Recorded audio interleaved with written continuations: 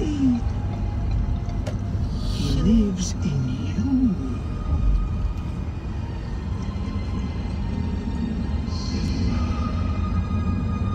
Father?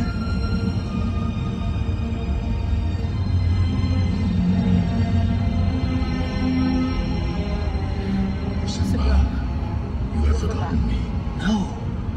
How could I? You have forgotten who you are, and so forgotten me. Look inside yourself, Simba. You are more than what you have become. You must take your place in the circle of life. How can I go back? I'm not who I used to be. Remember who you are. You are my son, and the one true king. Remember who you are. No! Please! Don't leave me! Father! Remember. Don't leave me.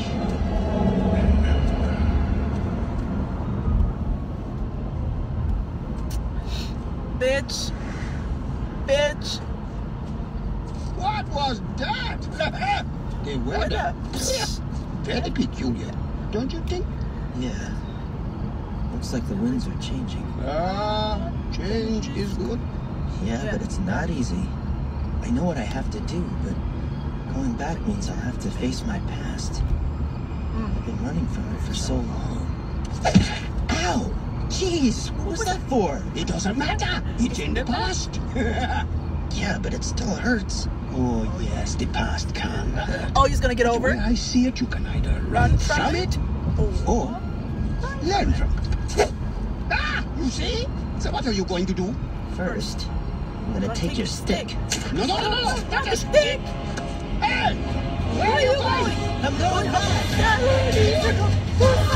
out of here!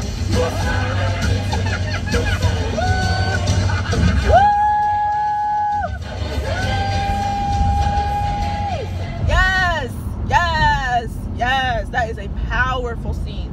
So many powerful points in that scene. It's like, yo, Simba, like, the first part that's really crazy is like, you know, Simba's dad came back to him and was like, Simba, you forgot me. You forgot who you're supposed to be. You're out here in these streets acting a straight fool, shucking your responsibility.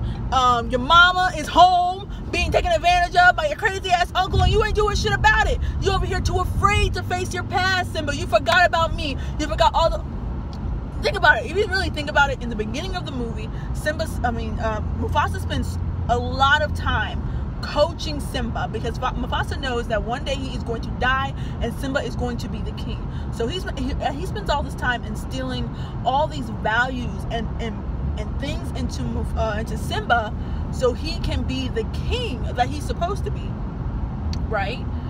And so Simba is out here, you know, shirking his responsibility because it got kind of hard, because, oh, my uncle killed my dad. Oh, and now I gotta deal with that. You know, that is hard and that's difficult. But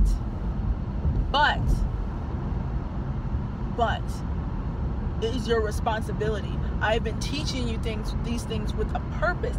There's purpose behind the words I tell you as my child. There's purpose, and the fact that you are running away from your purpose means that you forgot everything I taught you. You forgot every part of me. There's parts of me that you have forgot because it's easier to forget.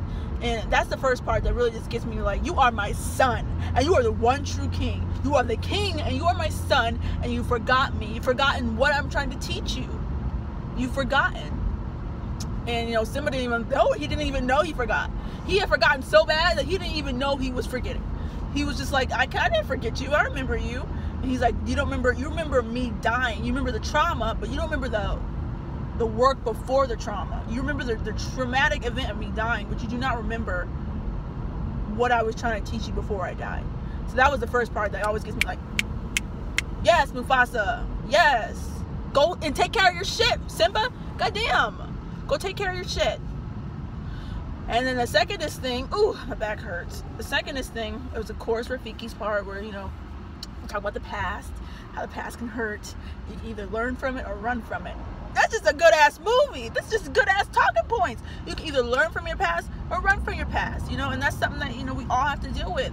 And he was just running this whole time. He just kept running and running and running instead of standing up and facing what he's supposed to face. And think about it. As soon as he faced what he was supposed to face, God opened the doors for him. He came back. He got his Pride Rock back from his uncle. And he restored what was supposed to be restored. You know, and so you just can't keep be in this constant state of running. You have to stand up and say, hey, this is not going to be easy. It's not going to be fun. I'm not going to have a good time doing it, but it's something that I have to do. And that's when your rewards come. After he stood up to his uncle and came back and said, and he was so brave too. If you think about the end, the very end, when they all are fighting, when the lionesses are fighting the hyenas at the very end, where they were like, well, you got secrets, Scar's like, you got secrets of your own, so you can go ahead and tell them who killed Mufasa. And then they were like, what? Everyone stopped and was like, what's this? What are you talking about? And it was like this, go ahead, tell him. And then he said, I did it. What? Loud as they can hear you. Oh no, wrong part. I did it. He says it again, and then his mom comes up to him and says, no, it's not true. Tell him it's not true. It's not true. You didn't kill your dad. It's not true. And at this time, I could see where Sarabi would feel like maybe he did kill him, because he as soon as he died, he got up and left. Like, he left, and I never seen my baby again. Like, oh God, and that's painful for her enough. That's already painful enough for her. I had to deal with my husband just died, and then my baby is just gone. My baby disappeared. I don't know what happened to him. Ooh, this movie is so sad. They should do one from Sarabi's point of view. She had a tough time. So anyway, Sarabi, and then he slapped her and slapped my mom. Oh, at any rate. So, you know, he stood up and said, he didn't know that he didn't do it, but he stood up and said, I did it. He just stood up in front of his mother, in front of his girl, in front of his whole community and said, this is my fault. I take responsibility for this. And that is what he had to do. Even though it wasn't his fault, he had to stand up and face the fact that it could potentially be his fault. You know, it could be his fault. And that's something that he did not want to stand up and say out loud. He didn't want to stand up and say that out loud. And he did. And guess what? It turned out it wasn't even his fault. His own fucking uncle did it. His own uncle killed his dad.